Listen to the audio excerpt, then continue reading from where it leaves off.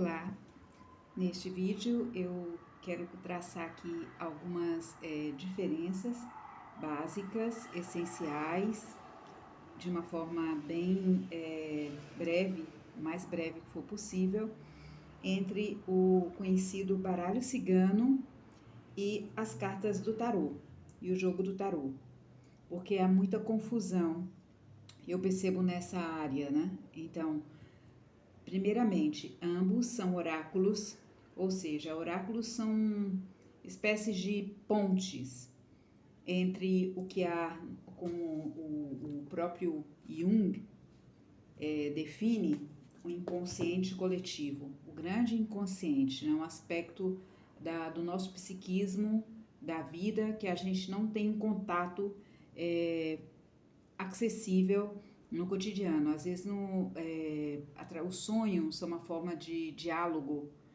de expressão do inconsciente.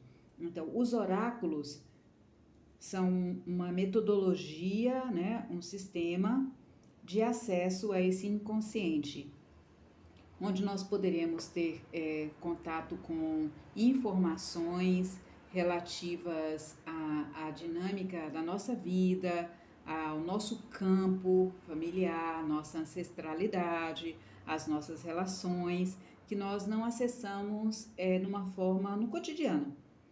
Então, aqui nós temos, não vou precisar aqui a história nem a origem de cada um desses sistemas, porque aqui me estenderia muito. Então, primeiramente,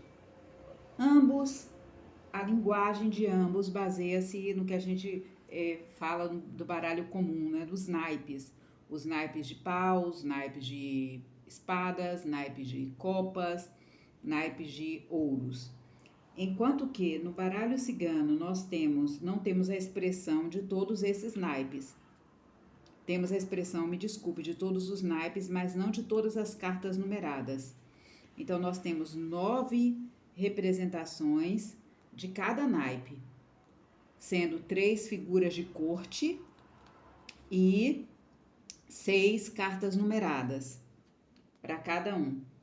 O tarô, o clássico, nós temos o tarô aqui, se divide um tarô de Marseille, que é a linha francesa, e o tarô de Rider-Waite, que é a linha inglesa, e praticamente todos os tarôs atuais no Ocidente, eles se espelham, se baseiam, tem como orientação, como norte, o tarô de Waite.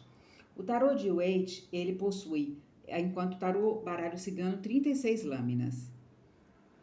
No tarô, nós temos 78 lâminas, sendo 10 cartas numeradas para cada naipe, fogo, copas, espadas e ouros, mais 4 figuras de corte, valete, pajem, valete ou cavaleiro, rainha e rei.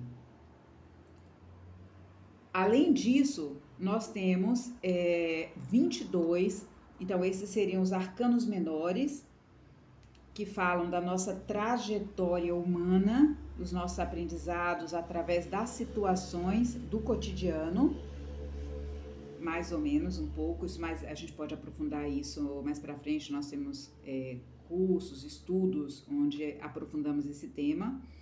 E 22 arcanos maiores, que são cartas que representam arquétipos universais da trajetória humana, do seu processo de individuação, processo de despertar da consciência, quando nosso propósito de vida.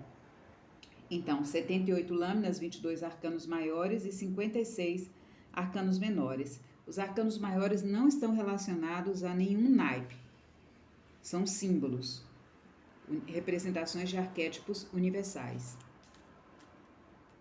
No baralho cigano não existe essa questão dos arcanos maiores, ok? Então, aqui, por exemplo, nós temos um símbolo que é do naipe de ouros, que é o sol. Então, ele seria representante a carta 31, ao ás de ouros. Depois nós temos aqui uma carta peixes, representando o rei de ouros. Então, tem uma correlação na simbologia, uma correlação. A forma de leitura também é bastante diferenciada. O tarô, ele fala de uma trajetória, de um caminho. Os arcanos maiores, você pode jogar somente com as 22 cartas dos arcanos maiores, embora a maior parte dos tarólogos utilizam todo o tarô por ser uma representação, um estudo, uma leitura mais rica, com todos os arcanos. Então, fala de uma trajetória, de um caminho, que ponto que você se encontra nesse seu processo, nessa sua caminhada. O tarô baralho cigano, ele não está relacionado a uma jornada, um caminho. Ele espelha situações do cotidiano, sobretudo. Uma orientação que você precisa, como é que você está naquele momento. Foi muito utilizado nas artes adivinhatórias. Até hoje, o baralho cigano, ele é muito utilizado. O povo cigano é tradicionalmente conhecido como o povo das artes das adivinhações, pela leitura das mãos, leituras de sorte. Então, o baralho cigano ainda é muito utilizado nas artes divinatórias, mas o tarô também, ele é utilizado. Qualquer oráculo ele pode ser utilizado com propósitos diferenciados. Podem ser utilizados com propósito de autoconhecimento, como também podem ser utilizados como adivinhação. Os arcanos menores do tarô clássico, eles também falam de uma jornada. Então, aqui nós temos 10 cartas numeradas. Por exemplo, aqui do arcano de paus, do naipe de paus, o ás, sempre os ases falando de um início, de um princípio, e o 10 de paus da finalização de uma caminhada com aquele elemento. Então, aqui eu tenho também, aí vamos para as cartas da corte, 4 cartas numeradas, também sinalizando essa caminhada, essas expressões também de personalidade, esses impulsos da vida, mas são sequenciados.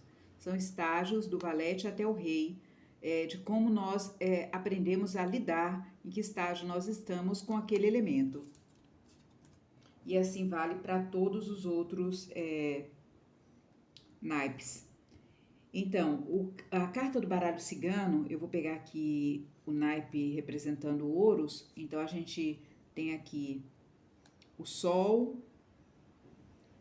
o trevo, as aves, os pássaros e os outros elementos, né? O livro, a foice, o caminho.